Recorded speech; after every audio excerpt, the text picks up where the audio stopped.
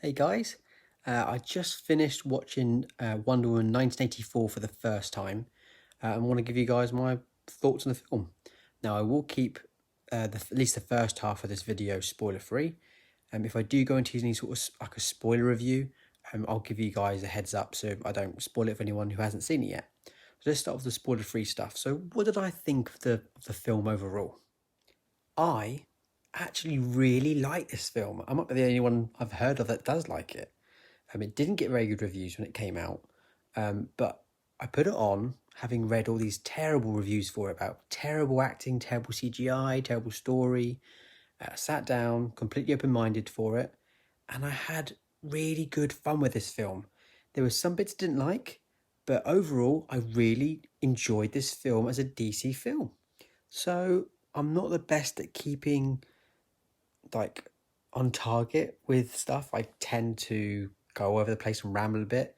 I'll try my best not to, but I can't make any promises.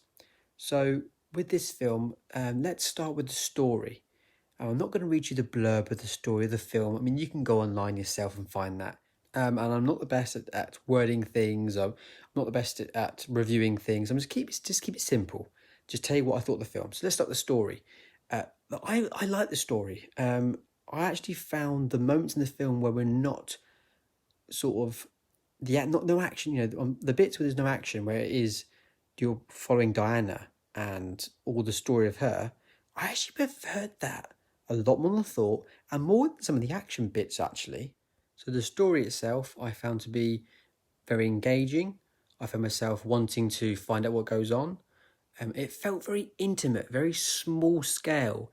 It felt like everything was on a streamlined process and you're able to easily follow it. It just felt very small and intimate. It didn't feel like a huge scale. You're darting around all over the place. It felt very slim and streamlined, if that makes any sense whatsoever. It does to me because I'm weird. What else? Okay, I'm struggling here trying to film the review in order of doing story and then this and that. I'm just going to speak about the film how I want to speak about it because I am terrible for trying to keep on track of things. This one was really good. The story was very nice. You had a story, about two or three storylines following Diana and the other two villains in the film. And I found they were very, they linked together very nicely and they're very separate, but also still felt very streamlined as one overall story, which is great. Now, people complained about the story being a mess or like a mashup of not making sense. Didn't find that until near the very end. Not very end. I found that the last bit of the film, not the storyline to be confusing, just a little bit messy, just not super clear and understanding it completely. However, I do enjoy a film where I don't understand it fully the first time because it means I have a real excuse to watch it over and over again and understand it more over time. However, I do love a film where I don't understand it the first time.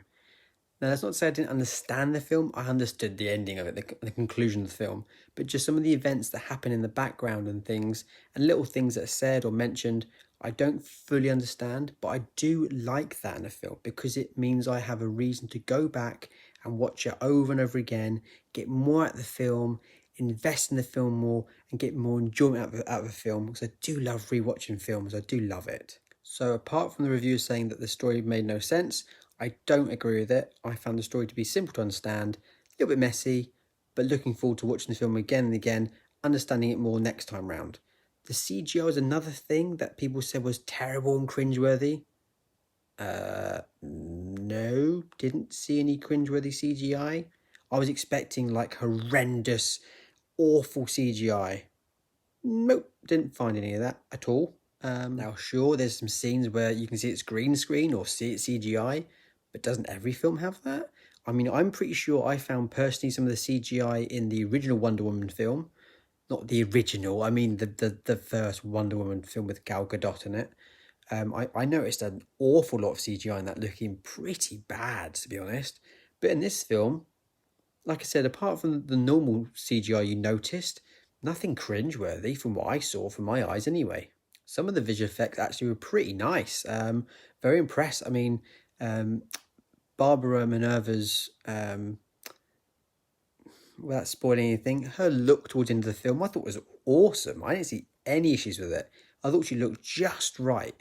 If you think that she looks weird, it's pulled from the comics and the graphic novel. So she looks good for the source material that she's coming from. But I didn't think she was overdone. I thought she looked just right. Other CGI stuff, really cool. Just really some epic looking sort of scenes in this. There was one or two scenes, one in particular that had me a little bit choked up actually. Two actually, I'll be honest. There were two scenes that had me choked up. Just because of they're very emotional and very emotive, just in their visuals, not necessarily in the CGI. I just mean the way the particular scenes were shot. Without spoiling anything, it was the scene to do with the fireworks. I thought it was just beautifully shot. I do love my cinematography. I love it so much. And that shot was really just a very simple but really beautiful scene. And even better than that, and may even be one of my favourite shots in a DC film actually, was towards the end of the film, where, without spoiling anything again, where Wonder Woman is in the sky thinking about Steve Trevor. I'll just put it as that. That scene, oh, it was so well done, beautifully filmed. I just loved it. I found it so emotive and so much motion in it and just feeling behind it, and the music building up and just mwah, great. What else in the film? The music by Hans Zimmer. Oh, that got slammed as well. It was great. Really good music in this. It didn't sound very Hans Zimmer-y at all. I'm a big fan of film scores and soundtracks, and Hans Zimmer is obviously one of the titans of composing. And it didn't sound typical Hans Zimmer in a good sense, So it didn't. You didn't watch it and think, oh, it's Hans Zimmer. It felt different. It felt specific to the film. So it's brilliant sound. The acting was great. I thought, what's his name? Chris Pine was excellent, really, really good in the particular role he has in this film. Really, really funny, made me laugh an awful lot. Gal Gadot is killing it. There's some scenes where she's really showing her emotional side and her vulnerable side, and she pulled it off brilliantly.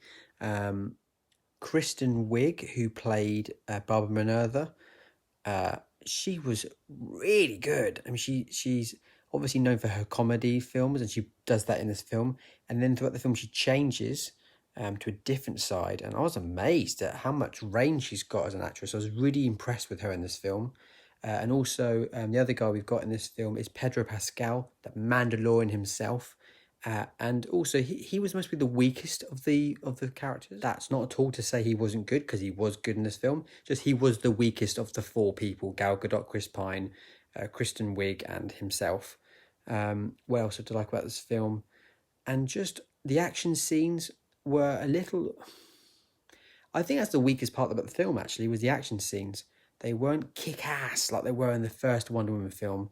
They were quite weak, quite soft, quite just not up to the same level, same standard as the other film. They were good and they were fun to watch, but I was more interested in the actual story as opposed to the action, which is great. I mean, to be honest, that's great. And I really would say that this film very much is, I'd more like call it Diana 1984 than Wonder Woman 1984. It's more to do with Diana and her character and her story as her. And Wonder Woman just happens to be there for when action happens, basically. That's a good way of looking at it. But yeah, I'm not going to ramble on too much. I'm hoping my reviews can get better as time goes on. I'm not very good at doing these things.